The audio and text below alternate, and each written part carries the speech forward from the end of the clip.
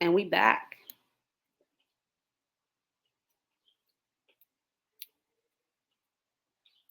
I know the questions keep disappearing. It is what it is. Honestly, it's hard for me to like answer them in there right now anyways. And so the easiest thing to do is to like type your questions in the chat as we go. And it's easier for me to answer them there. You can add them in the other place, of course. All right, let me share my screen again.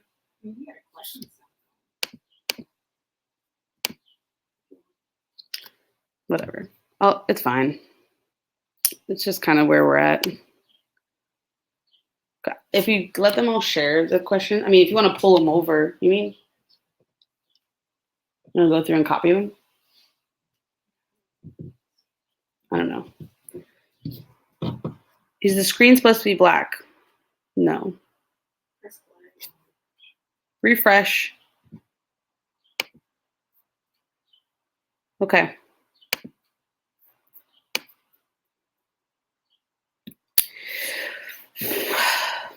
Finishing out. This is the White Lotus Revolt. This is basically when China became the Ming Dynasty. Spread of religion, changes in gender relations. In like the Buddhist nunneries, women could read. Yay, literacy for women. More rights. Okay.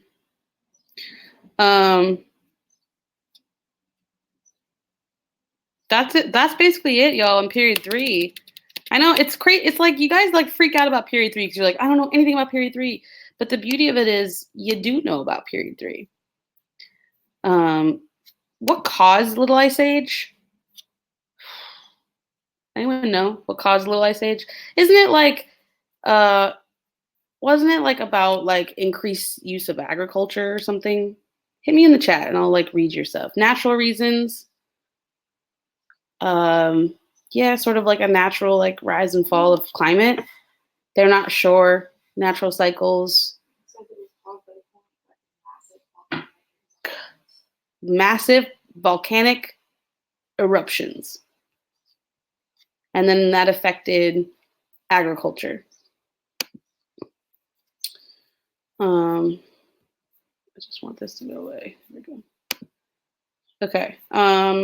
Oh, you know, I really didn't talk a lot about the Protestant Reformation. The Protestant Reformation is basically in period 4, where you have, let me like go back up to where it would be. Moving up. Period 4, the Protestant Reformation would be up in, I don't even know. I don't even know which key concept it's in, but it's basically like it's a backlash to the like overreach of the Catholic Church, especially with indulgences, where they're basically selling these things and then saying, if you buy this, you can buy your way into heaven. And so like someone like Martin Luther was like, that is outrageous and corrupt. And so we should make a new religion. And then they did. And then the Catholics were like, ooh, okay, if we're going to stick around, we need to change how we operate. And so you have different like different reformations because of that.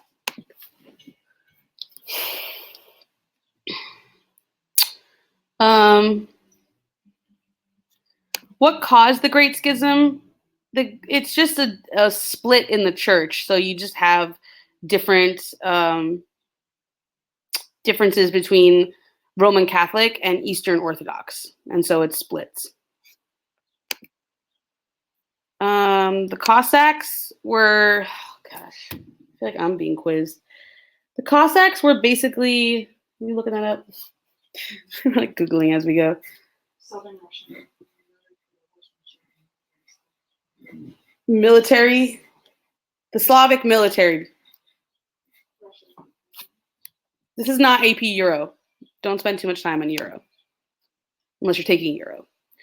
Scientific revolution it kind of starts in period 4 and then a lot more, starts in period 3 a little bit and then goes into period 4. Basically like the resurgence of some of those classical texts. And so people start to push back on like the science that had been just like accepted. So for example, people just were sure that the Earth was in the middle of the solar system. And then you get the heliocentric model, which puts the sun at the center of the solar system, which at first is like heresy. Like, how could you think that? You know, of course, we're in the center of the solar system.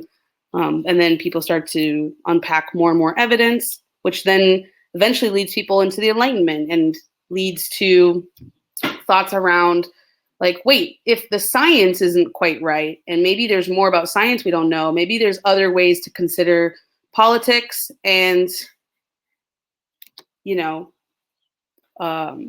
society. Like there's other ways we can set this up. I reviewed the First World Wars at the very beginning. So if you missed something, check out this document and just head back up to the top and go back through it. And so honestly, y'all, like the best thing to do is to write very specific questions in here, because when you just say like, can you review period 6? I'm like, okay, but like I already did. And so it's too big, you know? And so if you ask me something really specific, then look at Claire with the Wikipedia open. It gives people, it's easier for me to answer really specific things. Okay. All right.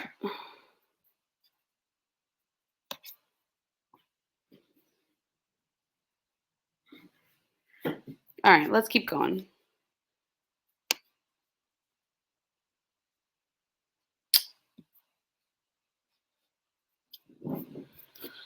All right. Thanks, Claire. Claire, you want to come talk about the Cossacks? Actually, can you take over for a minute? Sure, I'll come and say hello, but we're not talking about it. You can ask her other questions. Claire's coming through for a sec.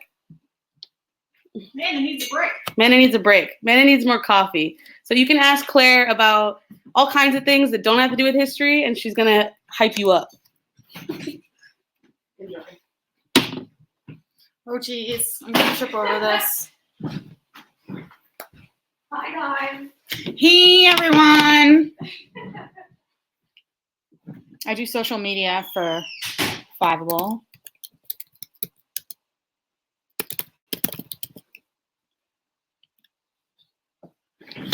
All right, where's everybody from? Tell me where you're from. Where are you studying from today? Anybody from Philly in the house? I don't know that it's a good idea to chug Red Bull now.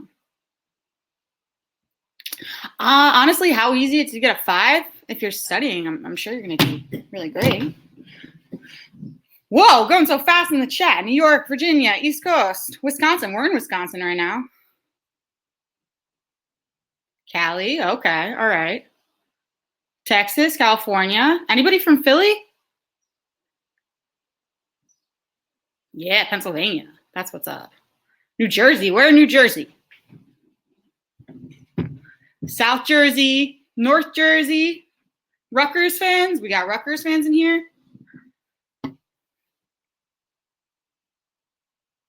All right. How's everyone feeling? Throw an emoji in the chat. How are you feeling? Tell me. Yeah, what's up, Philly?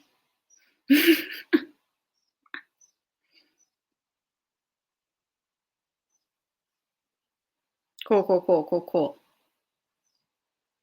Everyone's crying. Everyone's sad. Don't be stressed out. You'll be fine. You know, it's not the end of the world. Your AP scores do not define you. You know that, right? Make sure you're taking some breaks right now. Amanda's taking a break. Get some water.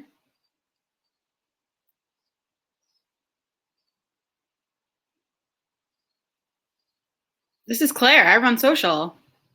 Amanda's taking a break, so I'm here. Giving you a little pep talk.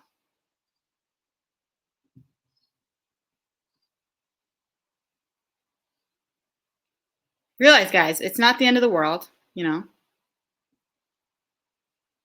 You're going to do just fine. Make sure you get sleep. I don't know how I'm doing in pep talks.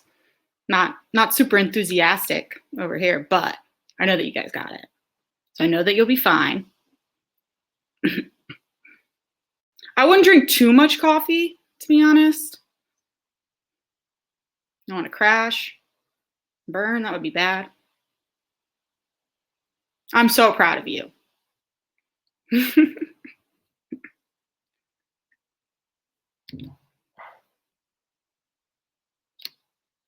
All right, what other APs are you guys taking?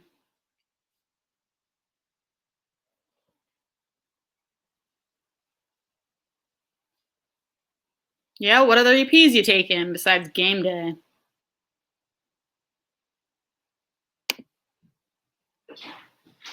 Calc, bio, Chinese. Wow, okay, that's hard.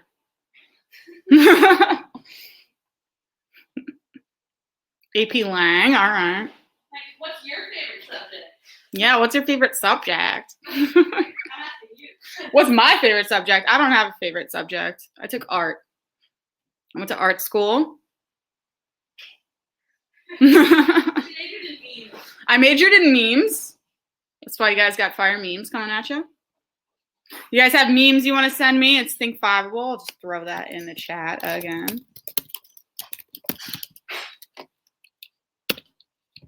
Latin, okay. I was in the Latin club in high school, but I didn't take Latin. Weird, right? Here comes Amanda. Oh, she said not yet. She needs another 2.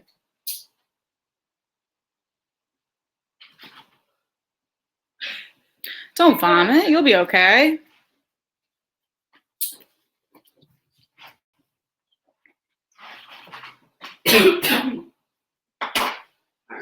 Where are you guys thinking about going to college? Where do you guys want to go to college?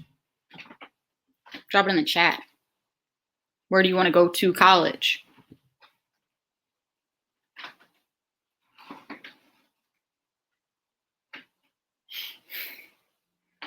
Cali, UW-Madison. Okay, that's right down the street.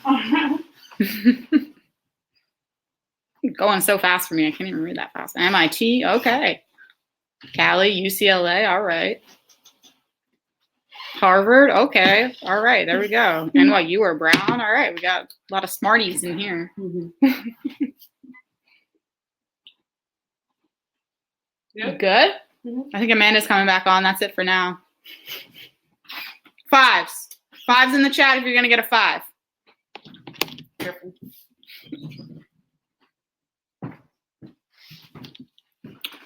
Game day. All right. That's what happens when you literally do memes for your job.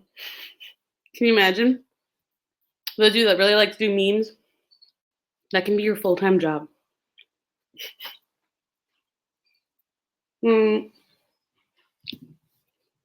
I'm straight chilling now.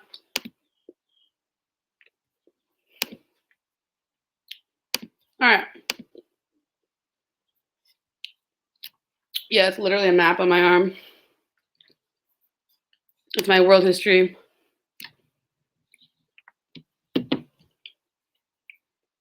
It's my world history tattoo. Reggae time? I can play something. Reggae. Alexa, play a reggae song. Got it. Here's a station for you. Alexa, play an AP World playlist. All right. Here's a playlist for world music. Alexa, pause.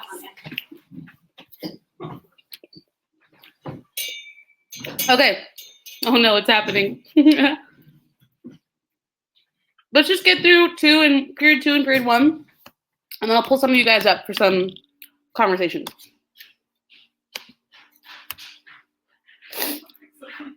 Huh?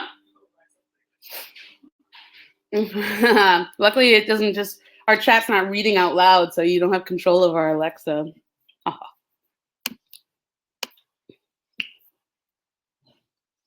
Where's Mr. Lassiter? He'll be here in a little bit.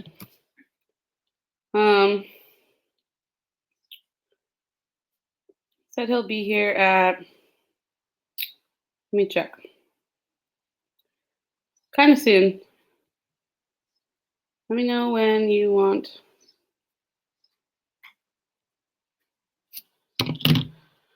All right.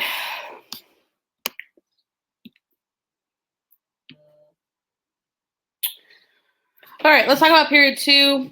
Period 2 is, we're going to cut through this very quickly because period 2 is not that difficult. Because you just don't need to know all of this stuff. So first we'll talk about religions. Paste without formatting.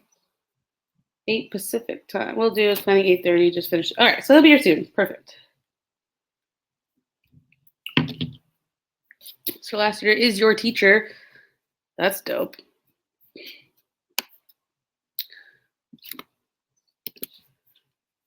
Okay. Famous teacher. Like the students of these like famous teachers. I used to have students that would come into these live streams, but they're all old now. One of my former students just posted that she's a senior in college, and I was like, oh God, so old. Okay, so this is 600 to 600, $5.99.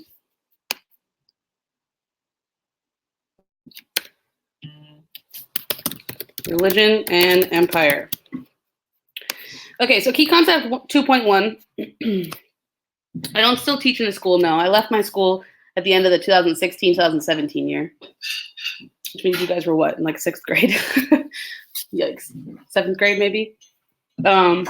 And after I left, that's when I started to build Fiveable.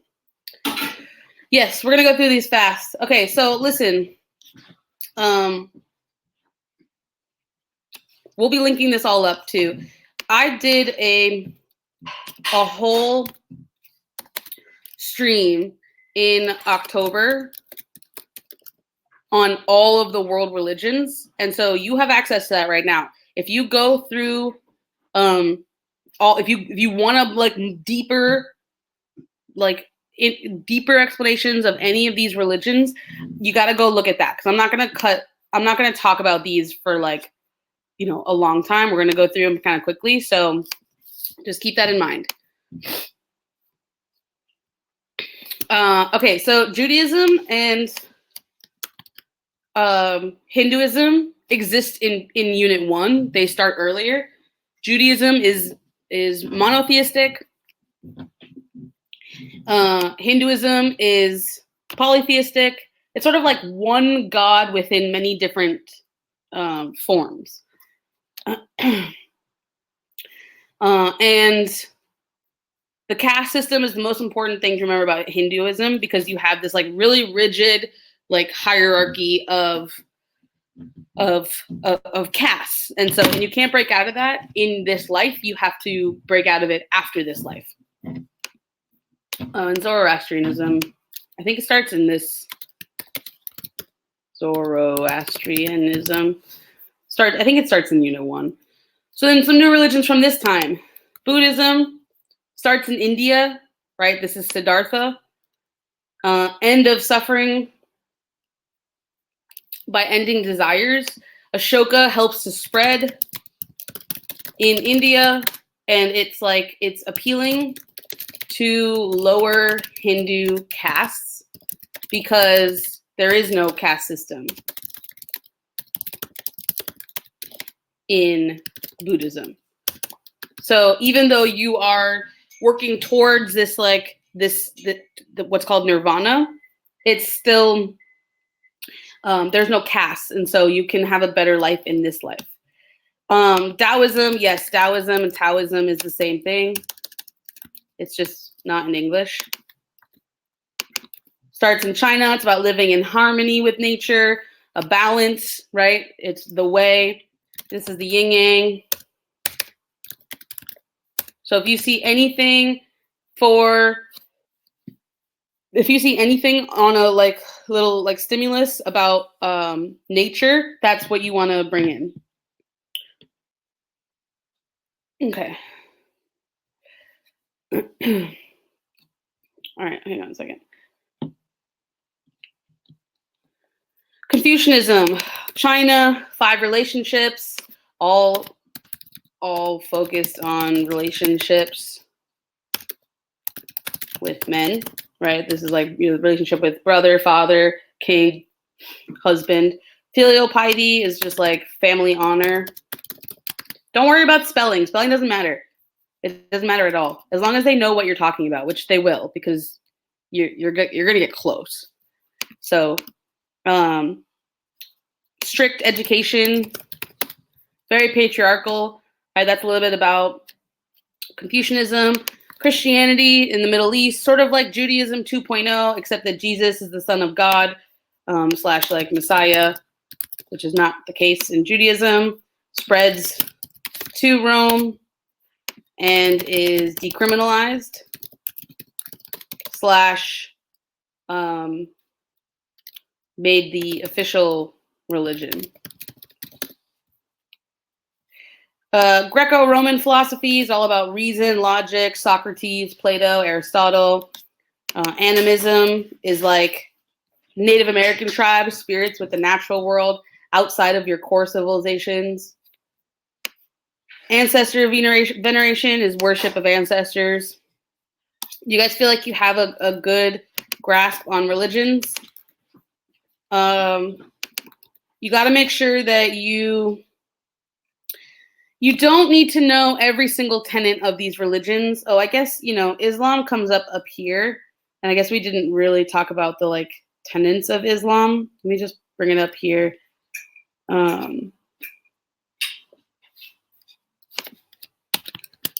New religions here of Unit 3 equals Islam. I guess Sikhism is later. So with Islam, you can look at like 5 pillars. Okay. 5 pillars, which are what? The 5 pillars are the pilgrimage,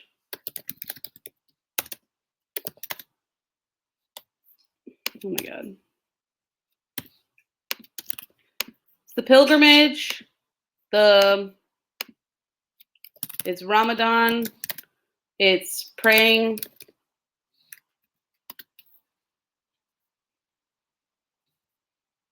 What are you talking about, yin yang? Are you adding me?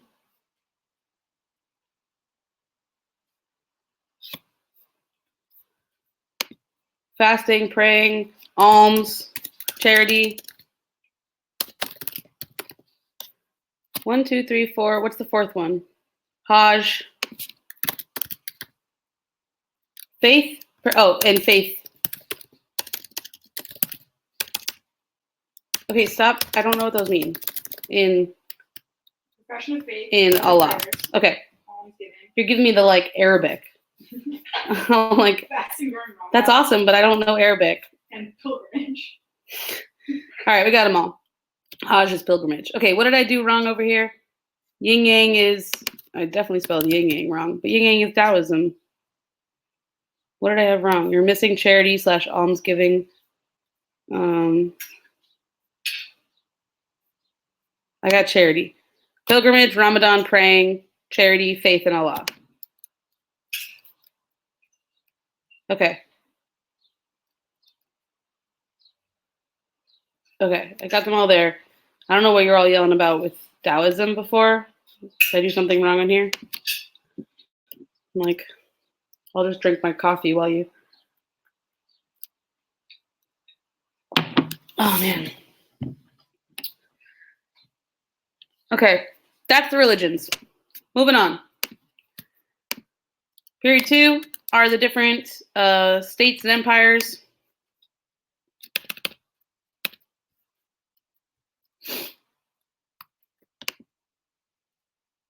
Oh, I was like, why is everyone yelling at me? Got it. Okay. Bringing you through the classic empires. Persia, there are 3 Listen, Persia is like almost never on the exam. Do not spend that much time remembering and studying Persia. Alex the Great, Royal Roads. What's the other thing?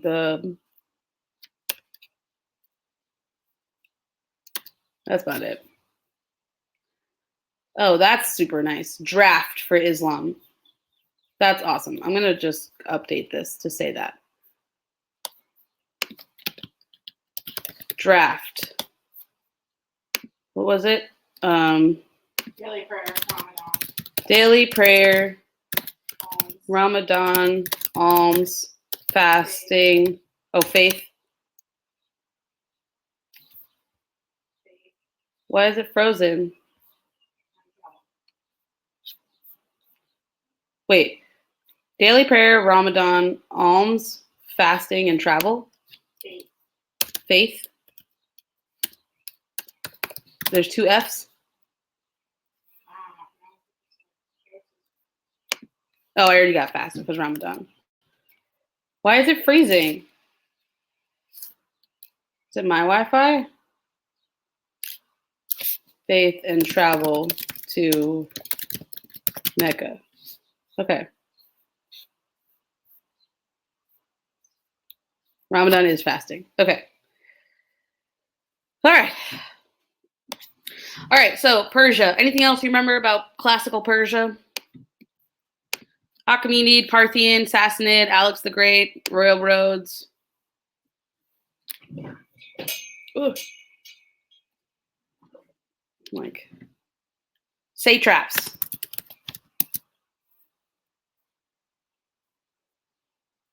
That's about it. Okay. All right.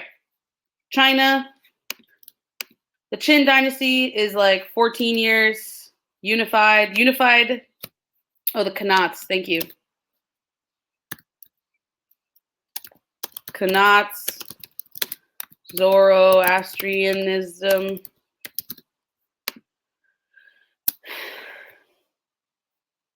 Okay.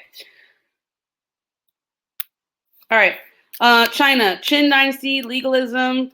It's centralizing. It's unifying. It's tolerant. The satraps are just like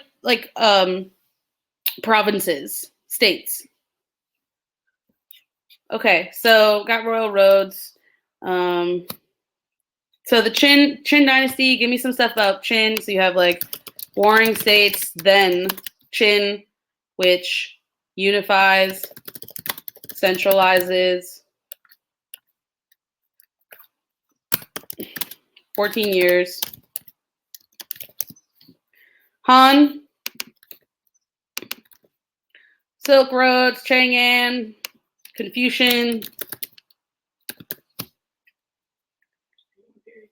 Yeah. Did you send a thing?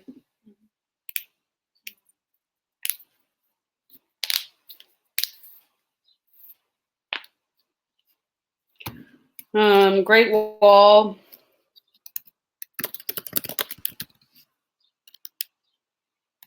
Terracotta Warriors. Who started the Great Wall?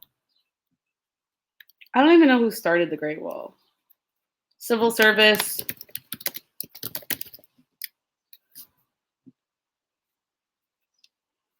Standardization of measurements.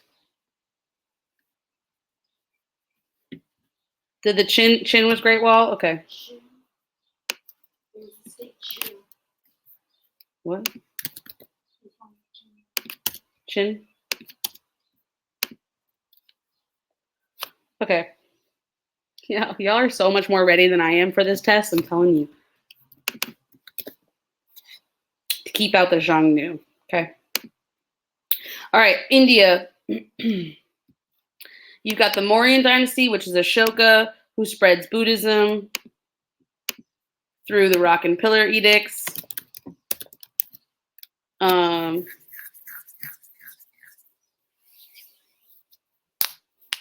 What else do you know?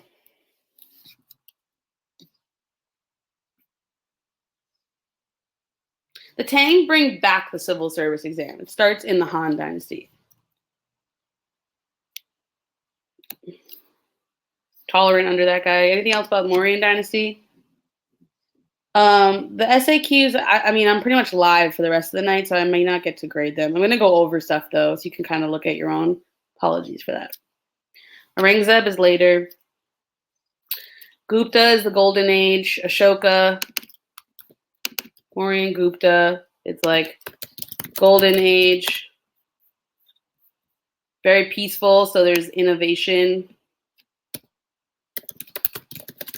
in science and tech. Sikh is not until later. Okay. Algebra. Oh, that's later. All right. The Greek Hellenistic ones, Hellenistic states. Concept of zero caste.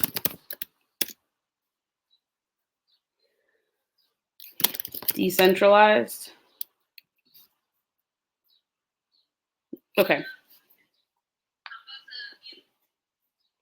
All right. Greece, basically you have democracy, like a lot of wars, like Peloponnesian Wars, Telep Wars, conquered by Alexander the Great. You know, you've got the like Socrates / Aristotle, direct democracy. Different than like we have a representative democracy. You vote for representative, like your congressperson. They go to DC and vote for you. In Greece, it was direct. So like everyone went and voted directly. Punic Wars, Sparta and Athens. Don't worry too much about any of this. It's just not going to be a big part of it. All right, Rome has the kingdom, the republic. The republic is with Caesar. The empire is, so this is war, this is education. The empire, give me anything you know about the Roman Empire. Roman Empire, Augustus. Aqueducts. Edict of Milan. SPQR. Senate. Latin. Roman roads. 12 tables. Bread and circuses. Plebeians. Constantine. Bureaucratic. Triumvirate. That's more like the Republic.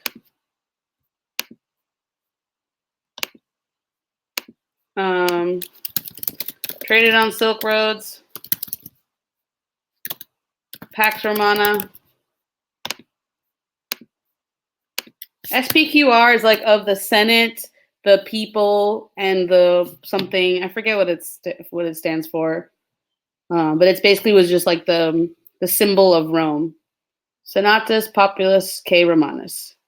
You can see it now, like if you're in Rome, you can see it like in different places, like even on like the like manholes, it'll say like SPQR.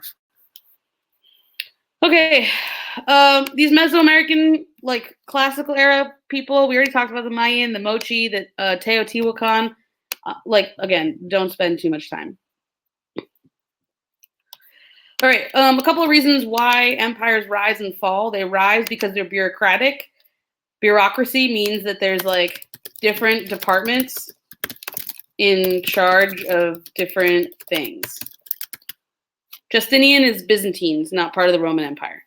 Okay, so just think about your like where you keep your clothes in a dresser, right? You have different drawers full of different clothes. You keep them kind of separated. And so that's what a bureaucracy looks like a bureau.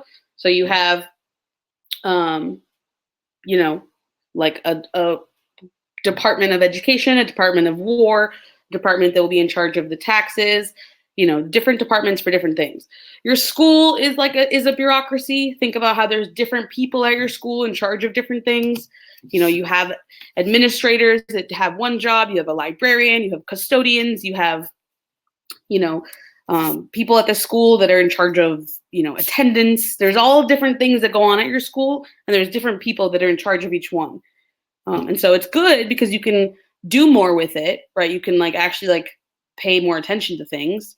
It's hard when like one person is in charge of all the things, but it's also, it can make it harder to get things done. Okay.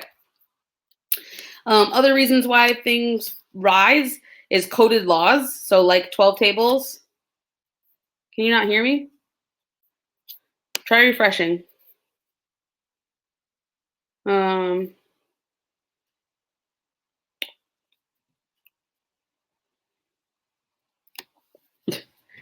Okay, so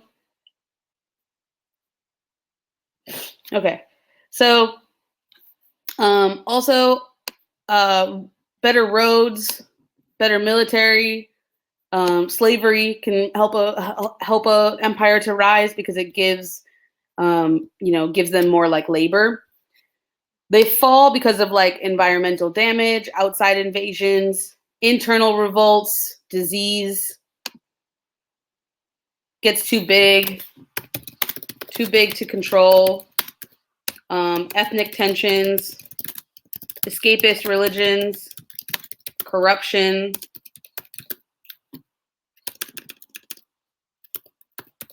Yeah, these are all reasons why empires fall. Know these because these are true for every single time period. Like even if you talk about, the Soviet Union in the 6th period, that it falls because of a number of these regions, of these reasons. Escapist religions are like Christianity, where it's more about your afterlife than it is about the present life. And so if you have people not as focused on right now and instead on like their afterlife, you can lose them. They're not really like thinking about what we need to do here.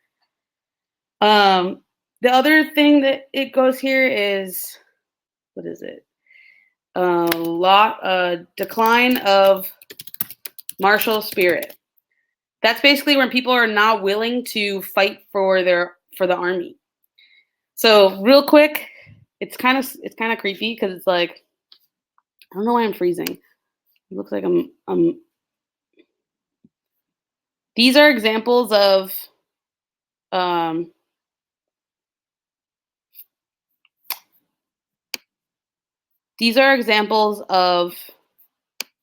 any reason why.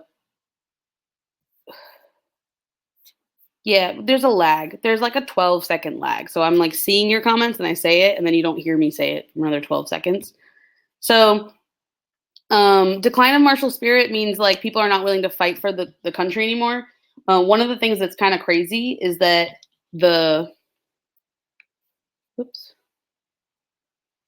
your own account. Patrick Laster is coming in soon. Actually,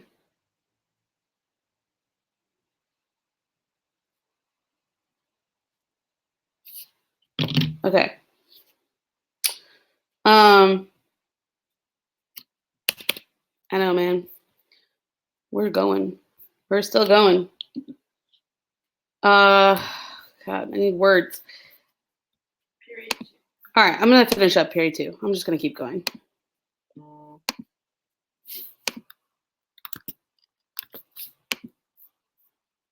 Okay, page stop formatting.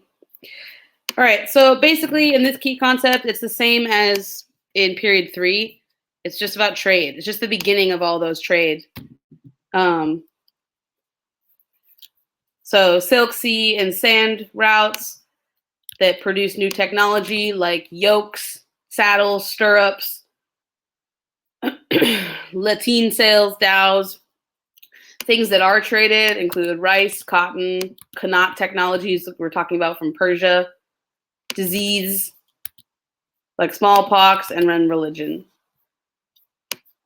12 tables is just Roman laws, and Justinian we talked about in the last time period. Chill. Okay. All right, so that's basically all of period 2. Let me just check the questions. I know, White Lotus Rebellion. We're gonna ask Patrick Lassiter about that. What was the boxer?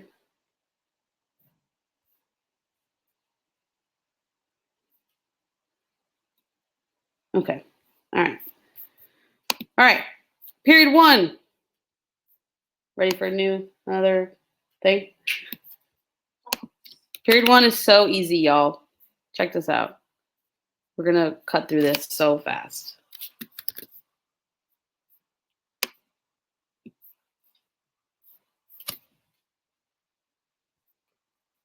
Aqueducts and canals are not the exact same thing, but they're both about irrigation.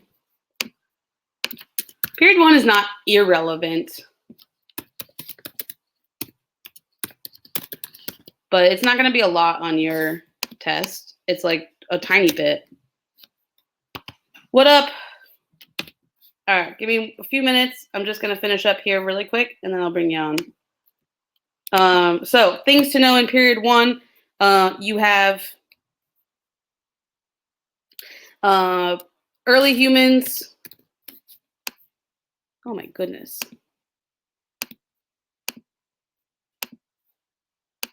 Okay, so you have early humans. They migrate. That's the out of Africa theory. In the Paleolithic, this is Old Stone Age. They are living as foragers. It's egalitarian. It's there's like, no social classes, no private property. It's small bands of people. Pastoralism, okay? And then you get the Neolithic era, which is the New Stone Age. This is the agricultural revolution. First agricultural rev. Development of farming. Social stratification, which means that now people have like differences based on class, on wealth. You've got specialization of labor. Not everyone has to be a farmer, has to be foraging. People can get better at other things. You have new like power structures, sedentary. They stay in place. They're nomadic. So then you have the rise of early empires. So like Egypt, Mesopotamia, Shang, China, Indus River.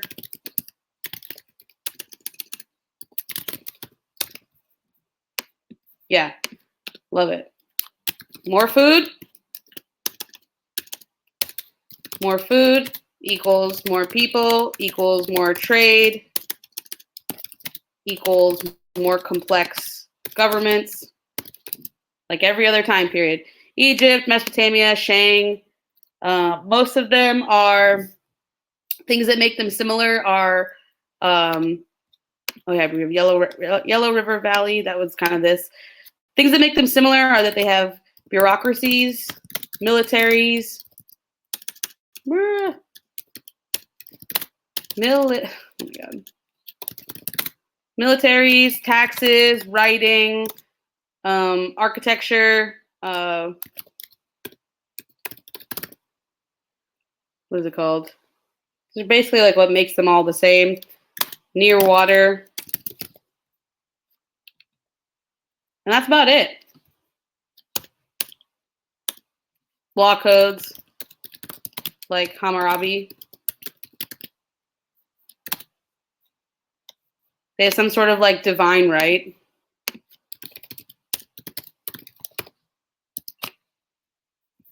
That's about it, y'all. All right, I'm gonna pull up. Eric, you down to hop in too? I'm gonna pull up Patrick. I'm gonna do some.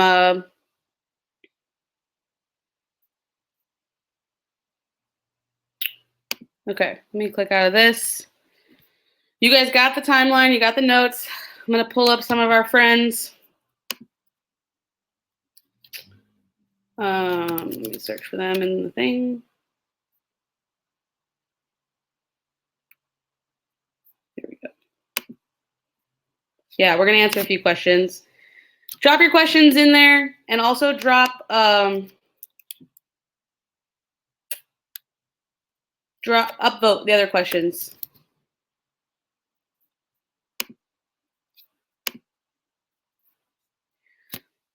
Bring some of these teachers up here, and then we'll even bring some of you guys up. Yeah, this is serious marathon. What's up? Hey, how's it going? We're just on hour 5 here. Yeah, it's this is pretty epic right now. A lot of people are in. There's a lot of people here. It's pretty dope. What a fun night. As we prepare for this exam. I'm just here answering a question in the question box about the White Lotus Rebellion. Yeah, you want to talk about that really quick? Yeah, so I will just pretty much delete my comment and then just answer it for Anthony and anybody else who has this. White Lotus Rebellion. I'm also want to make sure I'm not echoing here. Are we good on sound? All right. I see. Yeah, so White Lotus Rebellion, the White Lotus Society of China was actually known for a previous rebellion back in the, maybe y'all can correct me if I'm wrong, in the Yuan dynasty, I think. Was it? Or was it the early Ming dynasty, the Red Turban Rebellion? I don't know. To be honest, I skipped I think it was in the Yuan dynasty. And this kind of like White Lotus Society was responsible for it. And then later on in the Qing dynasty, the society is basically like really upset about the taxation system in the Qing dynasty in the 1700s. And as a result of that, they, do what people do when they want more of their own money back. They rebel. And they offer, it's kind of has I think a like religious tinge to it. They offer the idea of like fighting for them can provide salvation for you, something along the lines of that. I don't know the ins and outs of it, but the rebellion just has guerrilla fighting. It actually gets a lot of people to support it, even members who aren't who aren't members of this White Lotus Society. And then let me see if I'm remembering this correctly. The Qing dynasty has trouble putting down the rebellion, and they eventually do somewhere around the year 1800. But the thing that sticks in my mind with it is 1, taxes, 2, guerrilla warfare, and the third thing is that it kind of shatters the idea that the Qing dynasty is invincible, and kind of shows that they have cracks in their power. And of course, that will be exposed even more when the Europeans come around and or when the British decide to, sell massive amounts of opium and then fight a war. Those are things that stand out to me about it. I don't think it's one of the major rebellions. I think I actually, when I was doing my research for those China videos that that you retweeted from me today, I think I cut it out completely. I just thought it was too much. It is too much. Cool. I only recently learned about that. I didn't know what it was when I first started teaching the class, but I think it'd be the kind of thing that you could put in. It's an example of resistance to imperial authority, or that there's always resistance. Mm-hmm. And it was a kind of Buddhism. Okay. That makes sense. Yeah. Or it was related to a version of Buddhism. But I think it'd be a good detail to use as evidence, but you will not have to know it. Exactly. I was thinking, since you did that China tweet, if we want to just kind of cut through just all the Chinese dynasties. Yeah. And just sort of the big things to remember about each. Definitely. And I'll do it much faster than I do in those videos. It's an hour and a half of videos representing 3 weeks of work. Yeah, dang. So yeah, let's just start at the beginning. Anybody want to sing the song with me? All the students can sing it at home. Shangzhou Qin Han Sui Tang Song, Yuan Ming Qing, Republic of China, Mao Zedong, Deng Xiaoping. Okay. So I forced my kids to sing it. It's in their heads right now. I did that. I got my kids get up and sing it in front of everybody else. But Yeah, and feel free to jump in on stuff. We'll start Unit 1, right? You have foundational civilization of China. Agriculture starts, and your first two dynasties are not really even empires at this point. You have the Shang and the Zhou. The Shang dynasty is the first the first dynasty of China. They don't claim the mandate of heaven. That's going to be the Zhou. But this is where a lot of foundational Chinese culture is established. The Chinese writing system comes about. There is polytheism, but people believe that they can't directly communicate with the gods. And so that's where ancestor veneration comes in, is that intermediary.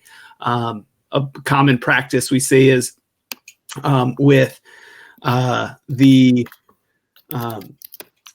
use of oracle bones in this era of China. I think that's pretty much ancestor veneration, writing system. Those are the two things that stand out to me about the Shang.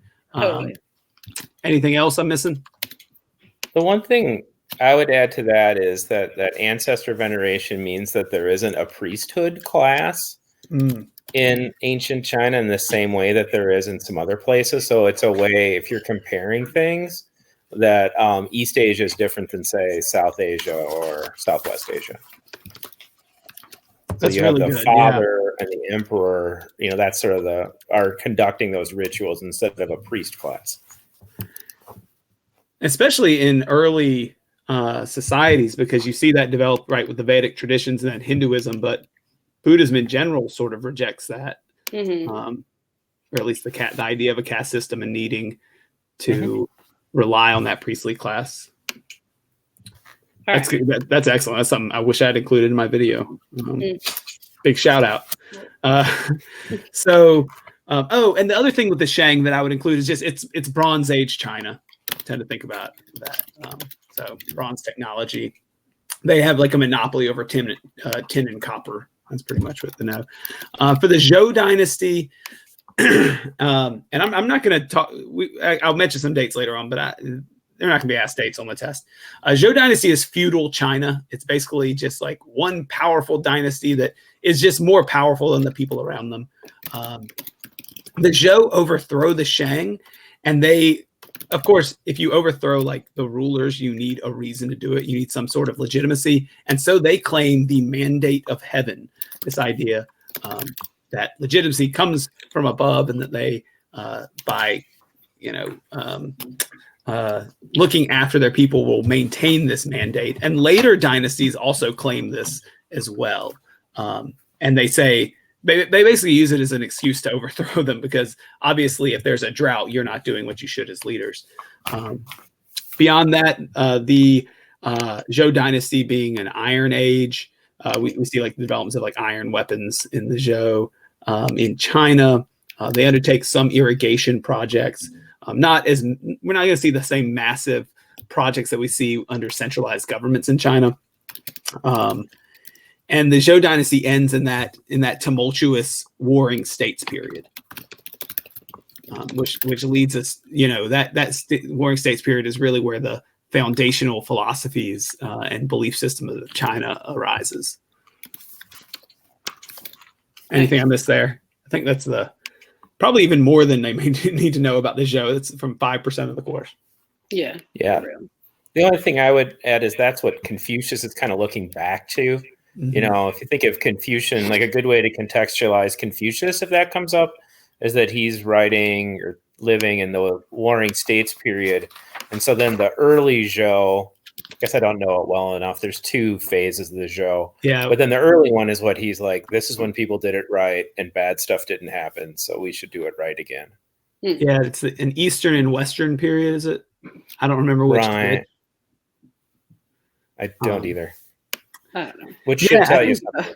It's a good way of thinking about Taoism, legalism, and Confucianism is, these early societies, there was order or chaos, right? And all three of these philosophies want to bring order to China. Confucius bases it, as you said, in looking backwards and thinking about relationships. Taoism thinks about order being brought by understanding nature and understanding the Tao, the way, and legalism thinks it's brought about by putting your foot down and making sure that people follow the rules because they're just simply evil, and if you don't, you won't have order. So that's one way that I have students think about is 3 different answers to that question, that problem of order and chaos. That's good. Again, that's not the dynasties themselves, but it's, I think, an important thing. And understanding that context is really great because students are going to be much more likely to get a question on foundational philosophies or belief systems than on the Zhou dynasty itself. And it could be a good opportunity to write about it in an intro paragraph. Right. That would be something you would use as context, but it's almost impossible to imagine that you would have to know that. Mm-hmm. But it would be useful. There's so many things like that in this class that are useful to know, but you don't have to know. Totes, like most of it. Yeah. Well, right. And if you don't know any of those things, then you're stuck. But if you know some of them, you're fine. All right, Qin. Yeah, the Qin dynasty, Qin Shi Huangdi unifies China. This is the first time we really see a fully unified China under a strong centralized government. And Shi Huangdi is able to do that by using legalism. And a lot of those, this is where I'll go down a rabbit hole. So I'm going to try not to, using those techniques of empires that develop in the classical empires. He standardizes like the system of weights and measures, standardizes Chinese writing, builds roads and canals in China with these big public works projects. And then also, of course, begins building the Great Wall, kind of its first iteration or its first major iteration. I'm not sure how much the Shang or Zhou built defensive walls or the extent of those, but he is that's his thing, beginning the Great Wall. Oh, and the Terracotta Army too, right? He's has this great cultural, I guess it's probably a World Heritage Site. This tomb that was uncovered in the 1960s or 70s, something like that. It was relatively recent, but yeah, this massive tomb complex for him, which has all of those thousands of terracotta soldiers with unique builds. Moving forward. Oh man, look, we got ice cream now finally for, that for the rest of it. Yes. I was complaining about not having ice cream earlier, and now we have ice cream. You gotta have ice cream. I checked in. I've been to like a National Honor Society pinning ceremony. I've driven home from work. I've been to like this. I come back and still just hammering. Love it. Yeah, it's an exciting day. I find that like you guys are doing, you run yourself ragged here to the end, and then we're all in it together. It seems with the kids. Totally. All right, give me the quick words to remember with Han Dynasty. All right, Han Dynasty takes over from the Qin. There's no real powerful heir of the Qin, so it quickly falls. And the Han is one of China's golden ages. It lasts for 400 years, a little over 400 years, like 206. We're not going to do dates. It starts as legal, kind of on the legalist side, like the Qin dynasty did, but it begins to implement more Confucian practices. And the reason for that is because the Han dynasty build up their bureaucracy, right, to help them centralize power and centralize rule. And within China, here's another kind of contextual thing. Confucianism emphasized education, and thus, when you're going to find a bureaucracy and the best people for a job, you're wanting the educated class, and that happened to be Confucian scholars a lot of the time. So we see Confucianism incorporated more and more into the Han Chinese government. Of course, that'll be a continuity through most of Chinese history. They have an early examination system actually under the Han Dynasty, although the civil service examinations, we tend to think of it really takes shape much more so in the Tang Dynasty. It's a meritocracy. The Han Dynasty is especially noteworthy because this is where the Silk Road trade really takes off, connecting China to the rest of the world. Nice. And then one of the things they have to deal with, of course, are like the nomadic groups on their border, the Xiongnu.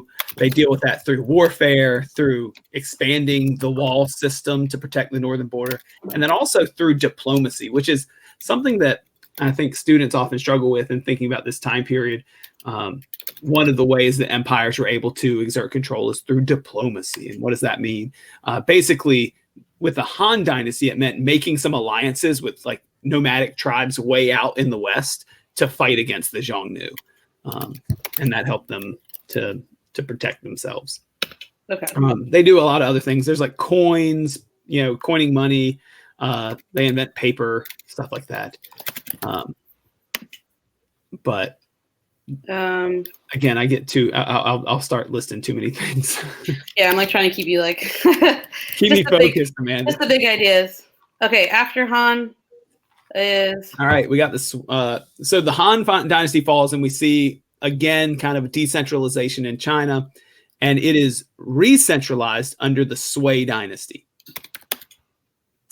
And I can be really brief with the Sui Dynasty. There's a good analogy to make. The Sui is to the Tang Dynasty as the Qin was to the Han. It is short-lived. It is known for some central for reuniting China or uniting China, and it gives rise to one of the longer lasting dynasty. But for the Sui itself, all you really need to know is that this is when the Grand Canal is constructed. dope. All right. And I'm done with the Sui. That's it. Their second of the three emperors was a tyrant, but don't need to know that. Now you can see why I have a hard time finishing. Next. Why my videos go an hour and a half and yours go an hour, because I can't stop. All right, Tang. All right, Tang, Golden Age of China. Expansion of Chinese territory, especially along the Silk Roads. Silk Road trade reemerges.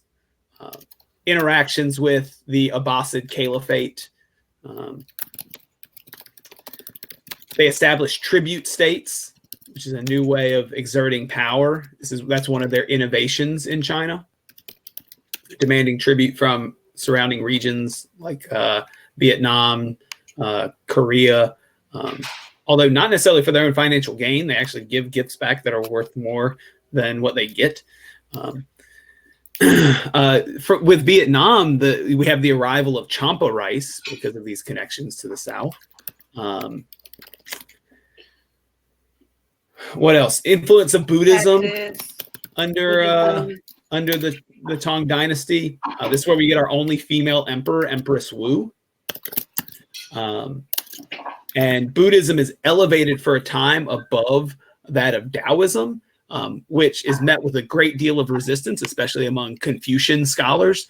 And so after the empress dies, later on, there is the great, what is it called? Like the great suppression of Buddhism or something like that, where they destroy thousands of Buddhist temples across China, mainly pegging Buddhism as a foreign religion and one in which the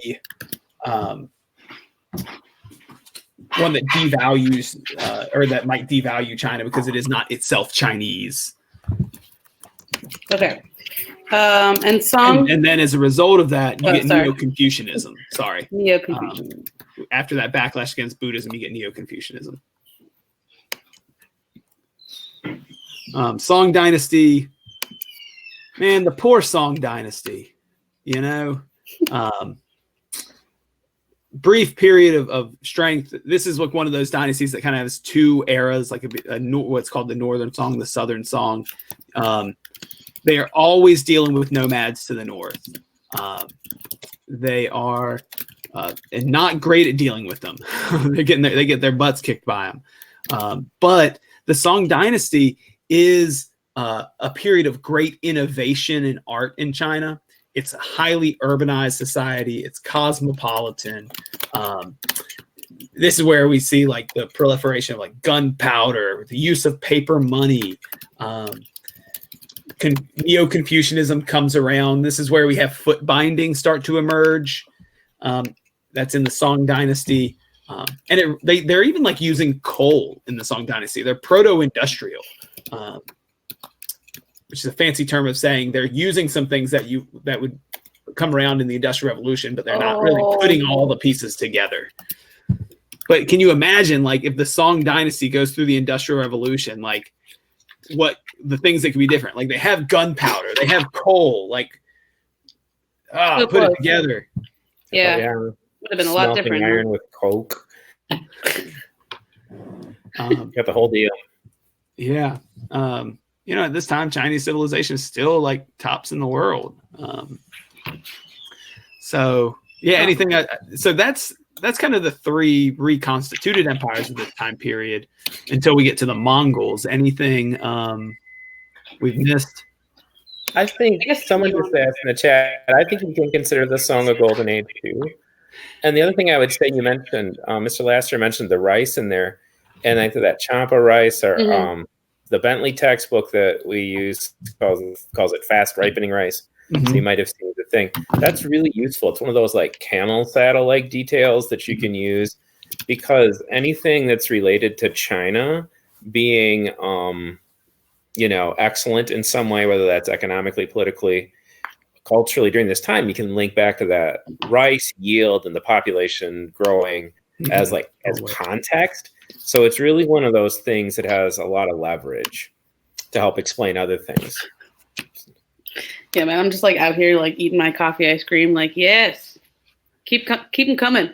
Yeah, I think that's an excellent point. I love these ideas of like, how can you work in these like little details in context, and it's even for like documents. I was thinking today, after I went over like the DBQ with my class and everybody left, and I was looking back over the rubric for sourcing of documents, that little c context. Or kind of that historical context is really the best way to source those documents. You think? If you know about the time period. Now, that's not if this DBQ is out of left field and is something that we've never seen before. But I've been finding that some of my students are getting that almost unintentionally when they reference the context in which something is written. That's a good point. Like, it's in terms of the DBQ, just put in everything you can. Like, because of something that you're trying to put in as extra evidence, it might wind up working as context for sourcing the document. Or if there's enough of it, the reader can cobble context, meaning unlike the thesis, you can take it from 2 or 3 different spots in the essay. So it doesn't have to be all in one spot like the thesis does. So I just say put it all in. And the other DBQ thing I would say is that either way, the DBQ is always good news. I mean, you just have to look at it always glass half full, because if the DBQ is on a topic you've never heard of, that's great, because it means that's not going to be another question because that topic's taken. Yep. And you have the documents in front of you, so you just have to back your own ability to analyze the documents. And then, of course, if it's on something you know about, it's like, sweet, it's 25% of the test on something I know about. So you just have to embrace it. Okay. Yeah, that's a great point. Yeah, for sure. I think I'll steal that when I talk to my kids next year about it. All right, so let's continue, I guess, with period 3 here. There's just so many dynasties in period 3. I understand why it's overwhelming for kids. The next dynasty, the one that actually brings an end to that golden age of the song, that golden age of innovation, is the Yuan dynasty. These are the Mongols. Kublai Khan conquers China. This is where we have foreign rulers in China, which is very different from what we've seen up to this point.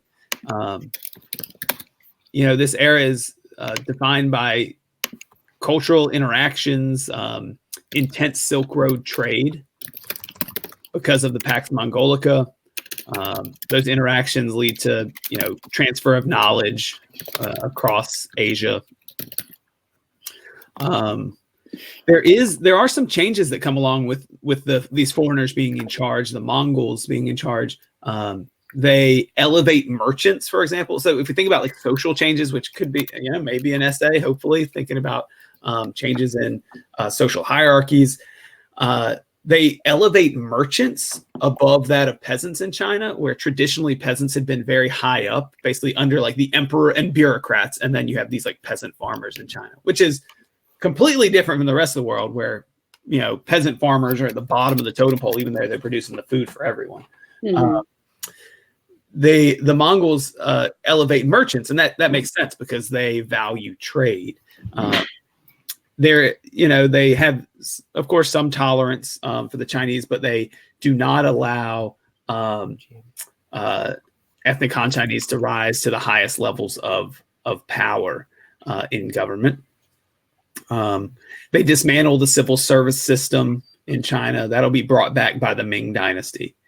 And they're overthrown by, what do you know, a rebellion led by members of that White Lotus Society. But that rebellion was called the Red Turban Rebellion, not to be confused with the Yellow Turban Rebellion.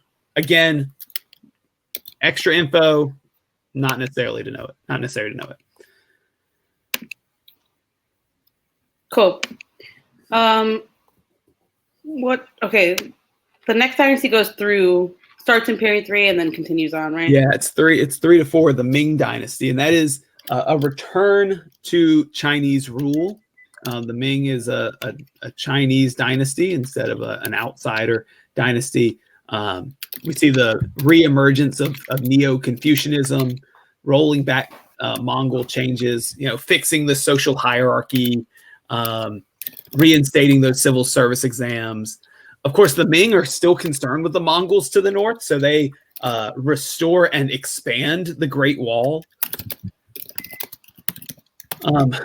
But probably the best known thing for them, especially in time period, the half of time period 3, is that the Ming take advantage of some Chinese connections that are established in Southeast Asia and the Indian Ocean with these Chinese kind of diasporic merchant communities.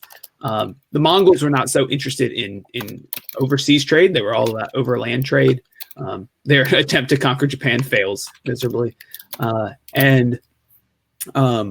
So these Chinese merchants start to make connections, via maritime trade, maybe even more so than in the past. And so the Ming use those connections and send out these great treasure fleets led by Zheng Ha, who is this Muslim eunuch admiral who leads these treasure fleets all around the world, leads them to India and the Middle East, and of course through Southeast Asia and to East Africa. He brings back a giraffe, right, for the emperor, who I think dies like fairly soon after getting back to all the animals and different, like the Abbasids gave Charlemagne an elephant. Love all that stuff. Yeah. It's unlikely to be necessary. Can you just like imagine being like an emperor back in these days, where people just will bring you these animals that you probably have imagined, these mythical books? No, I can't imagine being an emperor.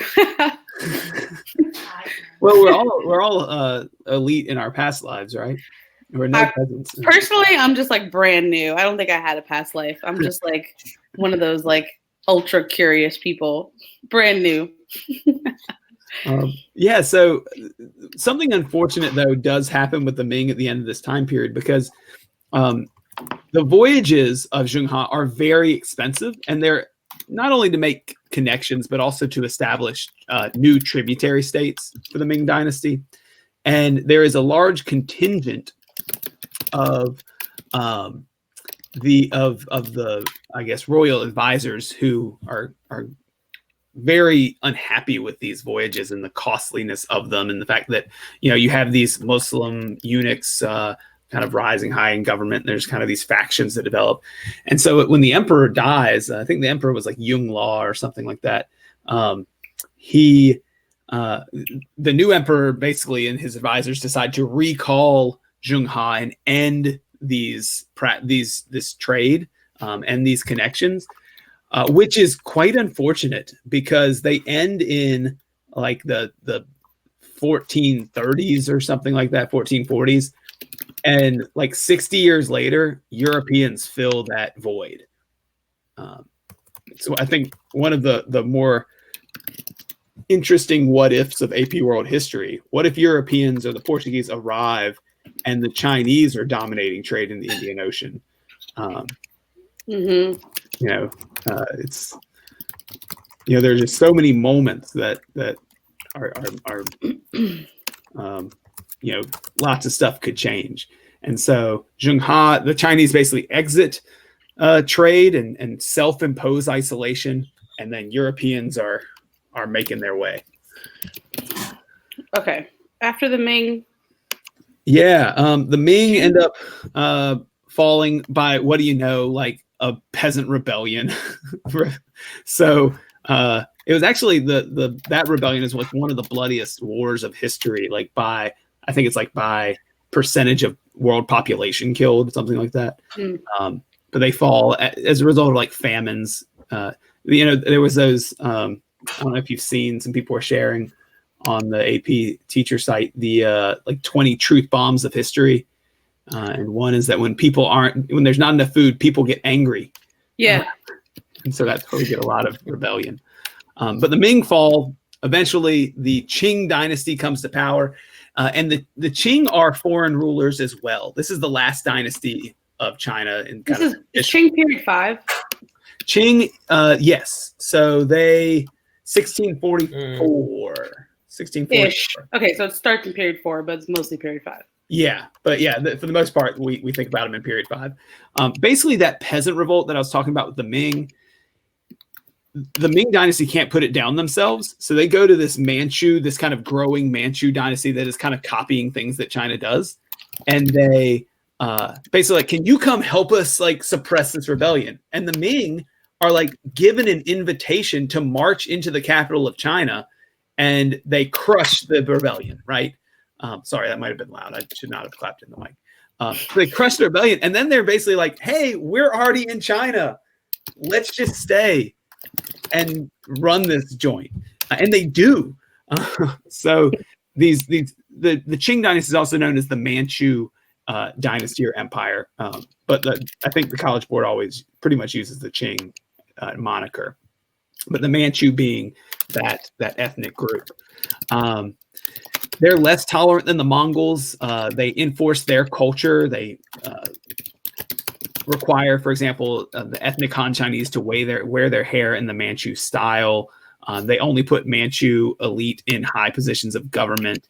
But they do keep some aspects of Chinese culture, like the bureaucracy, the bureaucratic system, the civil service exams. And under the Qing dynasty, we basically see like they continue the expansion of China. Basically, under the Qing, it grows to its current size. And they keep trading with Europeans, though they will establish in the 1750s, when we get to time period 5, they establish the Canton system, which limits trade with Europeans to one city in that time period. But of course, compared to Europeans, they will become very weak. Okay. What am I missing up to this point before we talk about maybe the Opium Wars?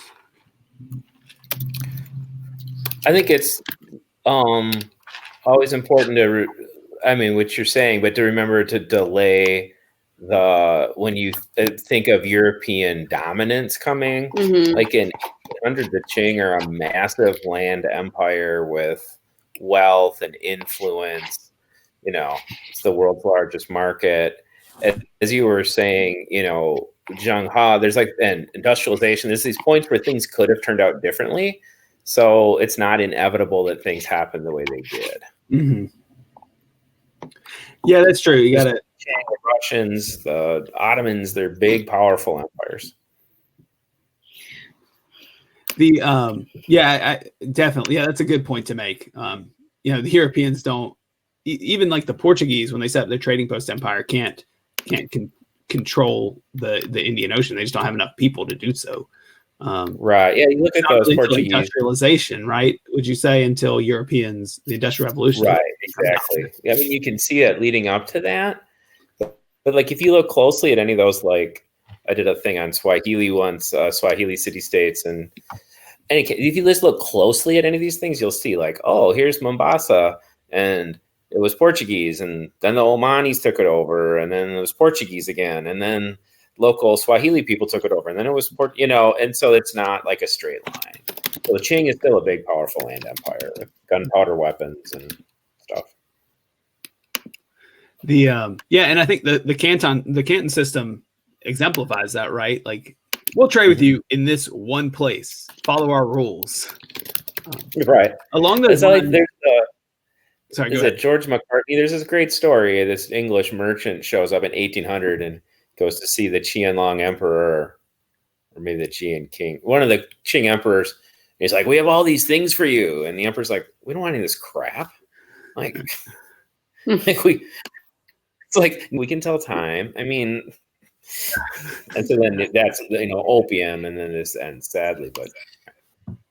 Yeah. And this, I also like, but the point you're making there in the Indian Ocean, which is a really good one. I think about when I tell students about the African slave trade and how Europeans, in some, and even trading for other things, they were oftentimes had to like abide by the trade customs of West African kingdoms if they wanted to do any business there. And was it on the Gold Coast? Is that or the Kingdom of Benin? Europeans are expelled. Yeah, it could be. And confusingly, the Kingdom of Benin is today's Nigeria, but.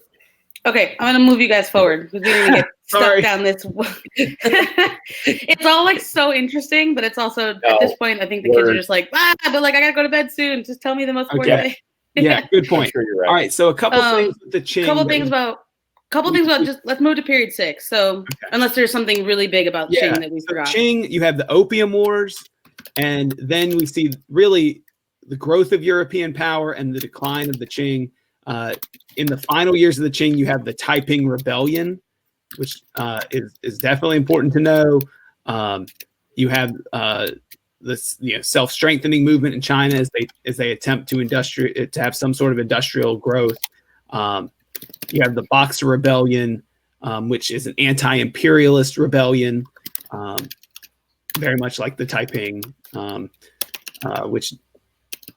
And all of these things, of course, end up weakening the government overall. And then the Qing fall in 1911. And then we can move on to the... Okay. All right. So then they're fighting a civil war. Just really quick about the Chinese revolutions. Yeah. Oh, man. I think I'm going to... Eric, if you want to cover this so I don't go too much. Yeah. Too much. I just did this in my on-level class. Okay. So we can hopefully high level. Well, so there's a Chinese revolution in 1911 that eliminates the imperial system. And then China's a republic, but the Nationalist Party can't unify the country. And then a Communist Party develops after World War I, in part out of that China can't protect its interests at the peace table in Versailles. So then you have communists and nationalists. I guess Chinese Civil War is communist versus nationalists. And then they stop fighting each other to fight the Japanese. And then they go back to fighting each other after Japan's evacuated. And the communists win that civil war. The Civil War pauses during World Wars, then comes back after World War II. And so then that's why right. Okay. Yeah. And that's really the beginning of the Cold War. In one way is that the U.S. supports the nationalists, and the Soviets support the communists. And that civil war starts in like December of that starts up again like right after World War II ends. Mhm. Okay. Yeah, the communists gain a lot of, we're on their last legs with Mao's Long March, and gain a lot of support during the war because of success they have fighting the Japanese, and kind of portraying the nationalists as perhaps somewhat complicit or weak, which they were, I guess. Yeah. And being unable to unite China, and being overrun by Japan. Okay. And then about like Mao's China, a couple of big things. Great leap forward. Ultimate failure. 20 million people starved to death. It tried to collectivize agriculture and industrialize China. 20 million people died from famine. Mao actually loses a lot of support as a result of that failure, and has to reconsolidate support through his cultural revolution. And that cultural revolution is kind of equivalent to Stalin's purges, silencing critics, re-educating people, putting people to death, bureaucrats, religious leaders, anybody who opposed him. And that helps to reconsolidate power under Mao. Mm-hmm. Opposition to reconsolidate. Okay. And he's able to hold on to power until his death after that. Hold on till death, and then afterwards there. I feel like Deng Xiaoping doesn't really come up all that much in here. A little bit. I'm banking on it coming up this year, Amanda. You think so? Yeah, I'm with what's going on in the world over the last couple of years, I think we might see, I don't know, maybe a good DBQ on 21st century market economics and. Kids would be crying. Oh my god!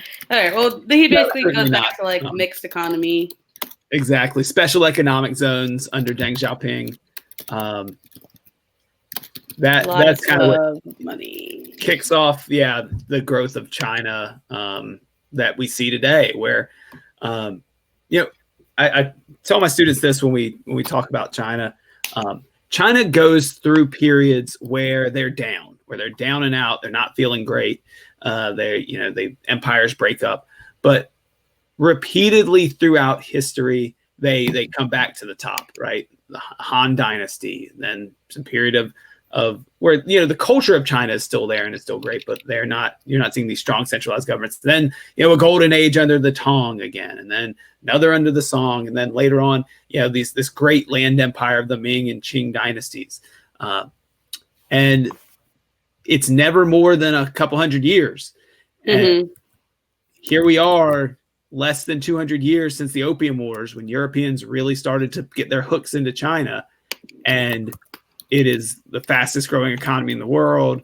And it is on pace to perhaps get back to that former level where they've always tended to be throughout history. The idea of history repeating itself, we're seeing China come back on top. All right, dope. Okay, so I think what we're gonna do during the stream is take a little break for some pep talks, and they want to listen to a little bit of reggae. So thank you guys both for joining and the cutting through China. That was something that has been asked a lot of, and I think it's really helpful. Just so that everyone in the chat knows, the document I've been typing on is linked right below my video. Any last words of wisdom from both of you? Remember, you don't have to know everything. It's can you use the things you know? So at this point, if something comes up and you have no idea what it is, let it go. But if something comes up and you're I kind of remember that, it's on the tip of your tongue, then that's the thing to pick up because you already have a hook to remember it for tomorrow. If you're in here following half of what we're saying, you know more. Totally. I agree. That's well said. At this point, trust yourself is what I think. You spent a year in this class. You put in the work. Just the fact that, you're in this chat, 700 people log in for this thing, like that shows a level of dedication that is required to be successful in this course, and it's going to pay off. Mm-hmm. And I second what Eric's saying is like, don't get down on yourself because you get to one question you don't know. I don't make a 100 on this test. Right. I took a practice exam with my kids and missed 2, so like, and I've taught the course for 5 years and I know the key concepts back and forth. There's going to be stuff you don't know.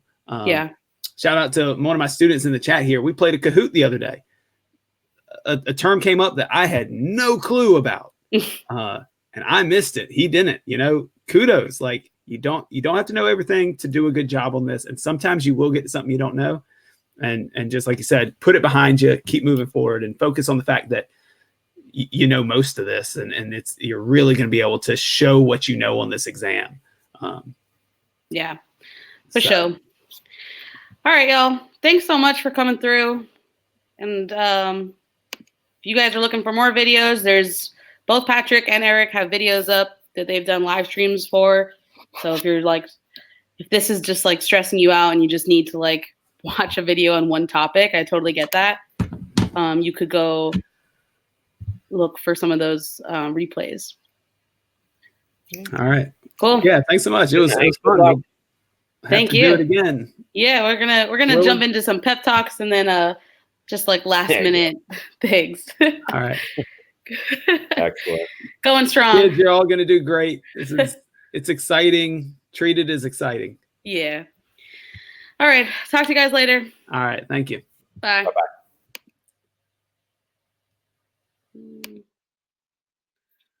All right. I'm trying to take these off so I can hear you. What kind of reggae you guys want to listen to?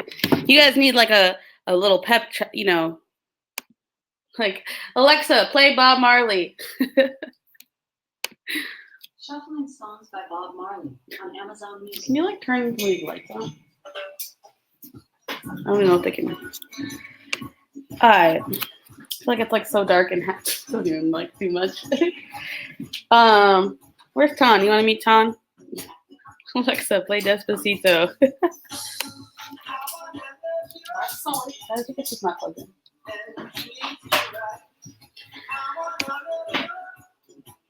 Can you hear that, y'all? Alexa, turn up. Yeah, she turned on. We got her trained. Ton is a legend. He's coming through in a second. He's a true hero for bringing ice cream. Because we're just like cutting through.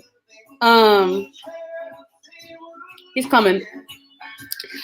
Listen, like if first of all, if you've been here with me this whole night, y'all are crazy. Actually, I'm just gonna Alexa, turn down. It's a little loud. I like can't even hear myself. Y'all are gonna be. You can cut to the pep talk. You ready? y'all aren't ready. Where you going? Just moving over. You get the whole thing. Hey guys, how's it going? Give him a little pep talk. We just need to get up for a sec. It's so hard to listen to them. I hope you're all doing well so far. I can't twerk for you guys. That's illegal. I have my own ice cream here too.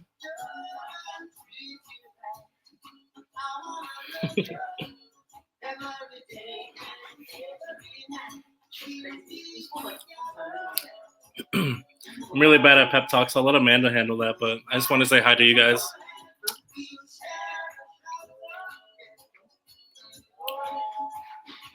Claire, you want to come say hi? Sure you did. No. Tell them I don't know. What do you do for Fiveable? So just a little bit about myself. I'm the head of growth at Fiveable. I basically try to help scale the company, build out more features. I'm responsible for the website. Just She's a the bunch one of- sending you all the emails reminding you to get here on time. but they're under her name, so she gets the blame.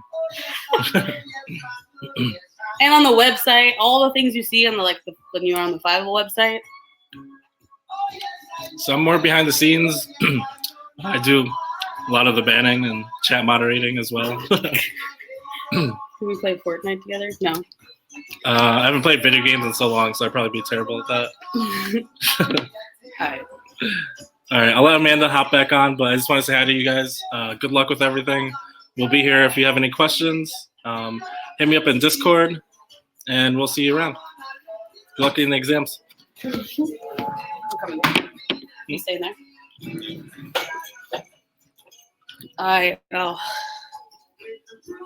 Yeah, we'll bring Dylan on in a minute.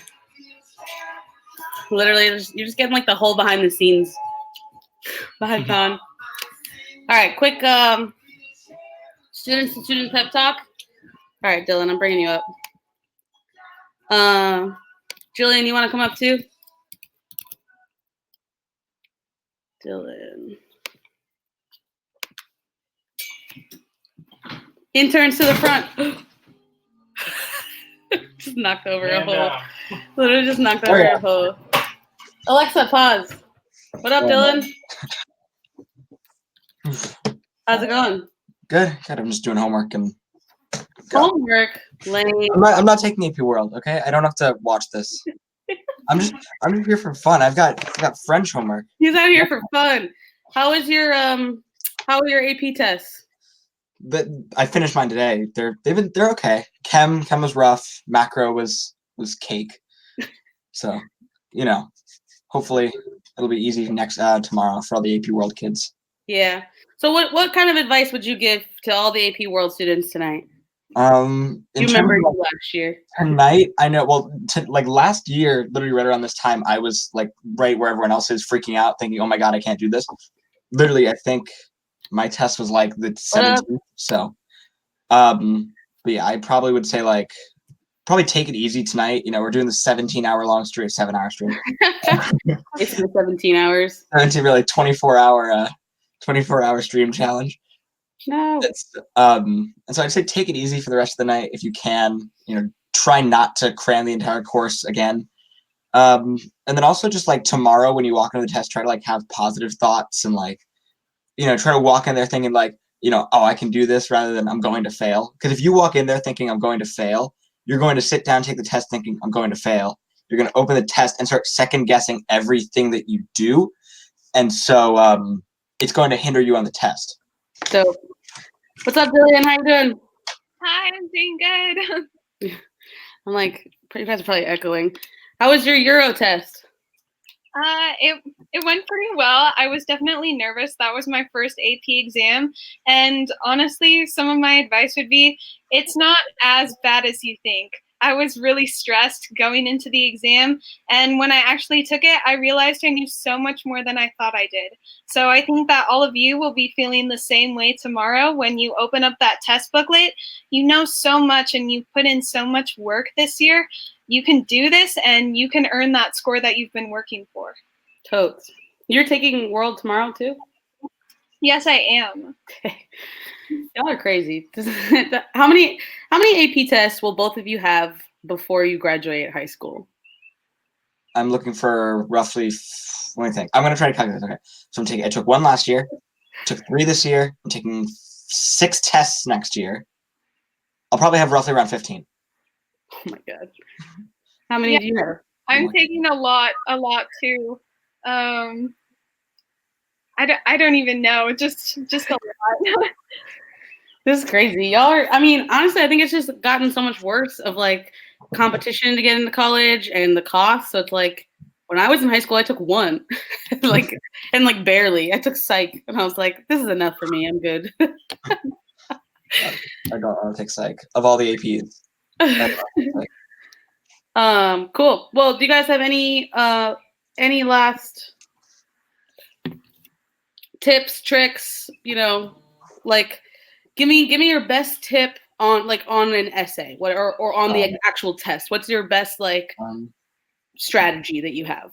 Okay, something that I noticed when I was doing the multiple choice was that like, you know how you get like the booklet with the multiple choice in it?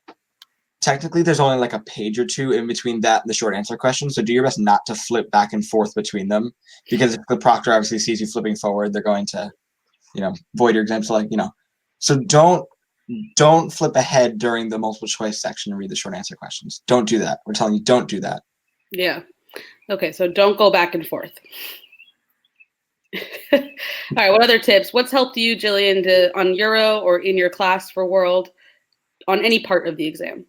Definitely taking some deep breaths. I know that I definitely was feeling some anxiety when I was getting into the test, but taking some deep breaths really helps you calm down and relax and think about what knowledge you can come up with for a topic, especially when you get to that essay section. When you look at that topic, don't immediately think, oh no, I don't know anything about this topic, because I can guarantee that you know something about that topic or something that relates to it. So you can try your best to get those points, whether it's the SAQ, the DBQ, the LEQ. You can do this and just try and relax a little bit, and don't let stress get in the way of you doing your best on this test. Yeah, I know a lot of you guys are so stressed about scores because you have, pressure coming at you from all different directions. But like at the end of the day, like you really do know a lot more than you think, and your score is not going to make or break you in any type of way. Just taking the test like puts you ahead of so many people. Trust me, and you'll end up in the same place as all these other people who, even if they pass and they took 15, you'll end up in the same place as them. I'm throwing some shade. No, I'm just playing. Honestly, I wish I could go back and take more, because I'm sitting on like $80,000 worth of debt right now, and that could have been a lot better. But I was like, nah, I'm busy. I'd rather do other things. So you're all way better off than I am. I promise. When I get my scores in July and there are 3 1s just listed back and forth, I won't be like now I'm saying like, oh, your score doesn't matter. My score doesn't matter. Your score doesn't define you. Your score, you'll be in the same place. And then I'll check my scores and be like, okay, 2, 1. All right. Dope. After the exam, as we've told a lot of people, we're launching Camp Fiveable.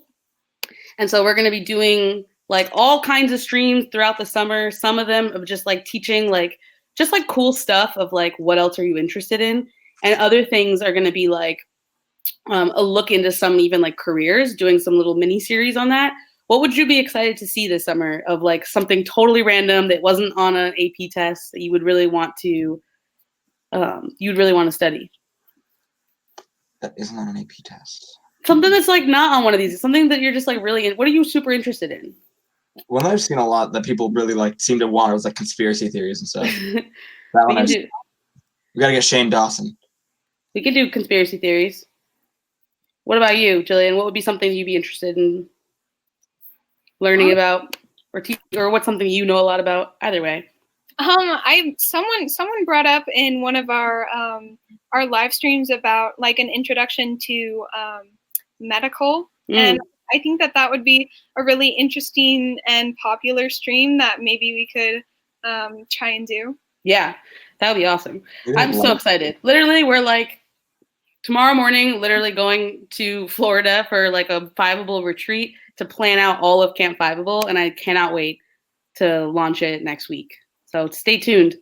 Some of y'all said like SAT prep, computer science, so many different things that we can do. AP memes. Dope. Just wanted to drop that a little bit. I don't have any skills, so I've got AP classes. I could teach like economics, but other than that, Camp Fiveable. I can teach how to play Guitar Hero better than many. Perfect. And like you said, we'll put you in a little like camp outfit. Yeah, I'll wear like a boy uniform. It'll be dope. All right. Thank you guys so much for hopping in and giving your best wishes. Any last words of wisdom? Be sure to breathe. I feel like a lot of people like especially I did this during the test. Like I'll see something that I don't know. I'm like, oh my God, I'm getting a 1. I'm getting a 1. I'm getting a 1. No, like take a deep breath. Think about it. If it's an essay, write down what you know. If it's a multiple choice question, use your general skills and just do your best. You don't have to know everything. So if there are things walking into the exam that you're still kind of like iffy on, that's totally fine. If you don't know what this specific ruler did or what this specific empire really was about, you're not going to get a 2 because of that sole reason. Yeah. Any last words of wisdom? Yeah, Jillian? try and use some process of elimination on those multiple choice questions. Even if you're not really sure what the question's asking, you can always try and rule out maybe 1 or 2 answers, and that will help you increase the chance of getting the question right. And then, like Dylan said, take some deep breaths. You can do this and make that exam Fiveable. Dope. Nice. Nice way to leave that. All right, y'all. Good luck, Jillian. Good luck tomorrow. Dylan, enjoy your first night off as a free person. As a free man. As a free man, do something fun. You deserve it. Yeah, thank you and good luck, everyone. See you guys later. Okay. Just cooking out. All right, y'all. Man, we got lots of Dylan is a free man. You guys are about to be free men and women soon too. Okay. Someone's about to get banned from this chat. Tom's sitting over there with his ice cream, just like, woohoo. All right, so what are we on? Almost at the end of hour 5. I'm going to go through I'm just going to go through the actual exam and just give you guys some last minute tips for how to just, what to do on multiple choice, what to do on short answer, DBQ, LEQ. We're going to kind of cut through each of them. And yeah, if you're on the East Coast and it's getting late for you, go to bed. It's okay. You don't got to stay here for the whole time. But I'm going to cut through all of it, and then I'm going to just take some last minute questions. But I think that was a nice little break, some pep talks,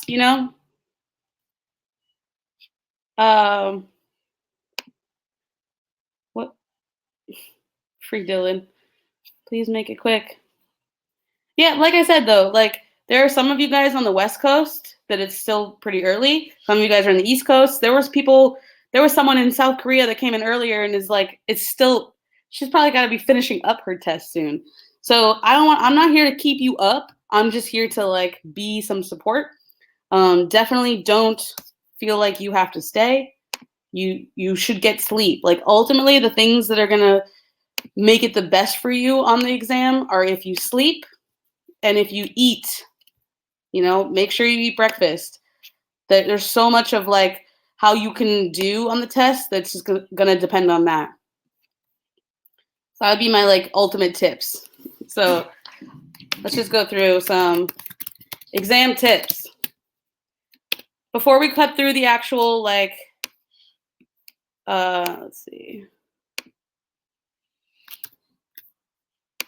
Before we cut through the actual, we're going to go through the FRQs. Before we cut through the actual type parts of the test, some just logistics.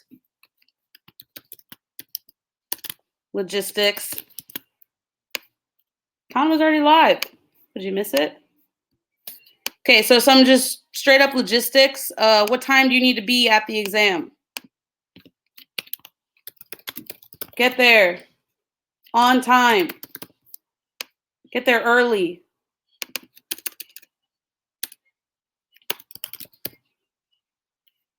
Get there early. Before 8 a.m. Get there at 7:30.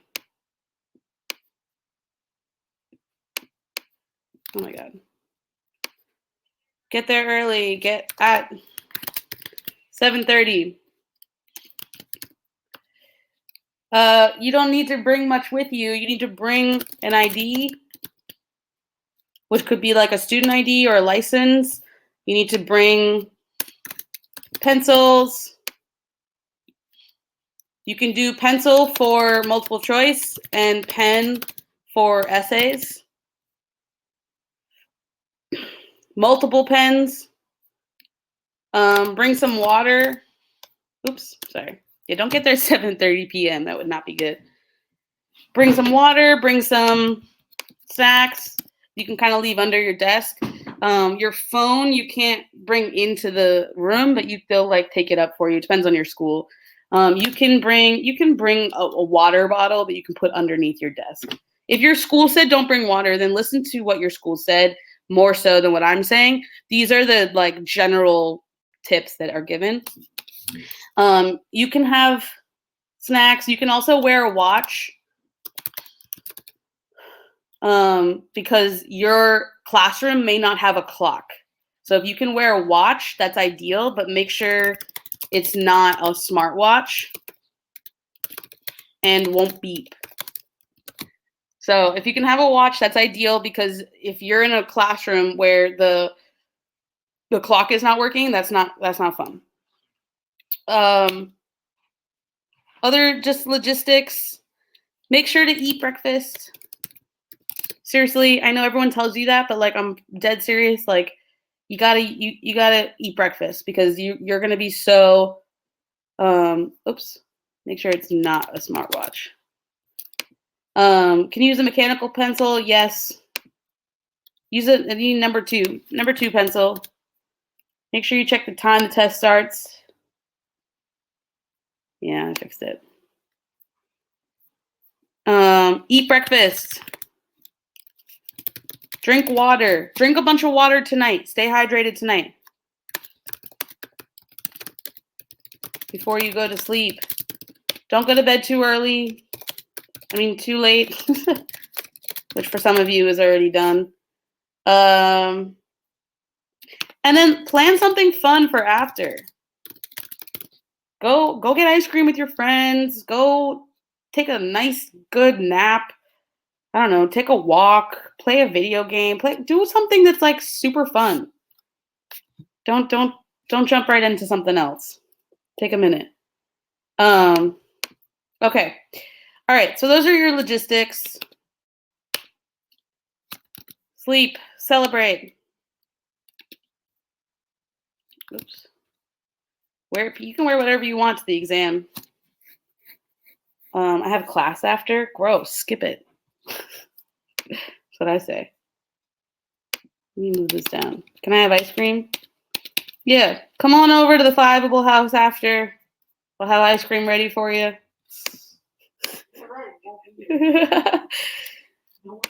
Yeah.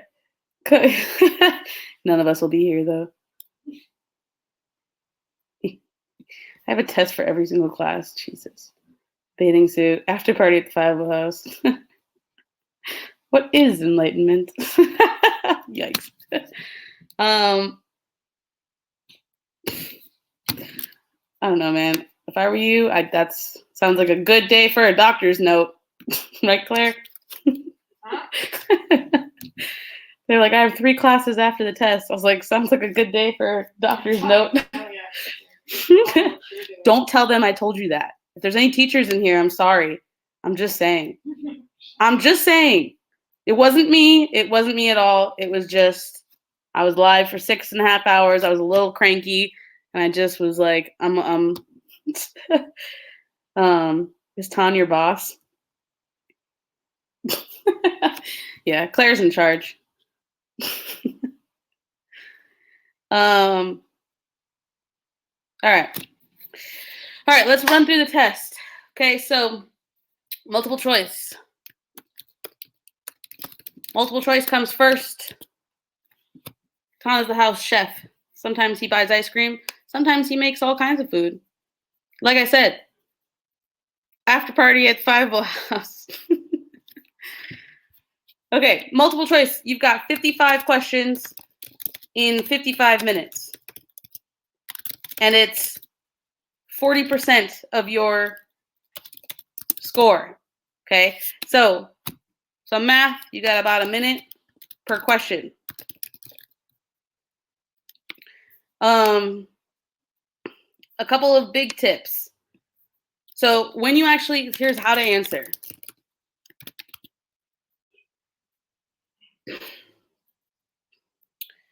How to answer multiple choice questions. The first thing that you should do is read the sourcing info. Author, place, date, Okay? So you need to know so you can place it in context. Okay? You got to know before you even look, don't even read the document yet. Don't even read the questions yet. Just know who wrote this and when so that you can figure out, that's when you need to start thinking, you know, like, where was this written? What was going on? You can do some practice multiple choice. I'll pull some up. Where, you know, you got to start thinking about these like these, you know, all this big piece of context. Like you got to have a sense of what you're talking about before you even answer the questions. The next thing that I would do is read the first question in the set and decide whether or not you need the doc to answer it. Sometimes you don't. I mean, straight up, this is not, you're taking a test for points. Play the game. You don't have to read every single word on it. You got to figure out, how can I do this faster? So figure out, do I need the document to answer this question? If yes, read it. If no, answer the question, right? And then I guess that would be, and then repeat. So for example, let me share my screen different. I'm going to pull up some practice questions just to show you real quick. Like, we're not going to spend a lot of time on this, but oops. Share.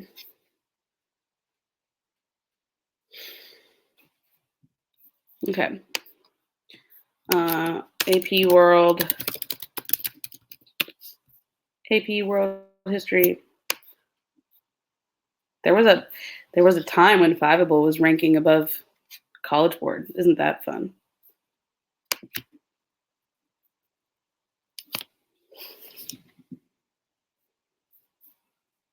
Okay. I'm going to pull up the practice test here. Where is it? Do you have someone have the practice test?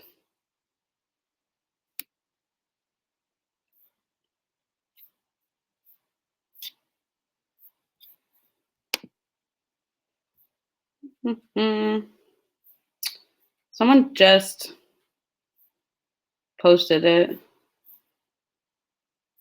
Here we go. Okay. Whoops.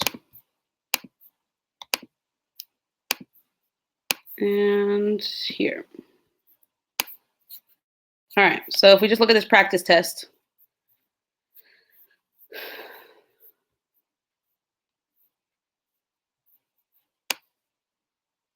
Yeah, I couldn't find the link. Okay, so let's just pull up this practice test and don't drop your Snapchats in the chat here. It just gets like overwhelming. Find yourselves on Discord if you'd like. All right, so I want to scroll down and trying to do some like later period ones.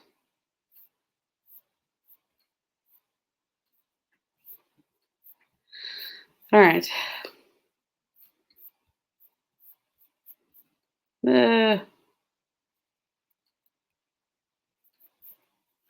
Okay. Oh, this one's fun. I like this. Okay, so so first thing I want to do is look at the actually, you know what? Before I answer this question, 1 second, I got to switch to the next block.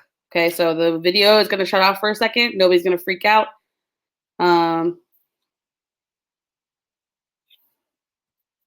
BRB. More.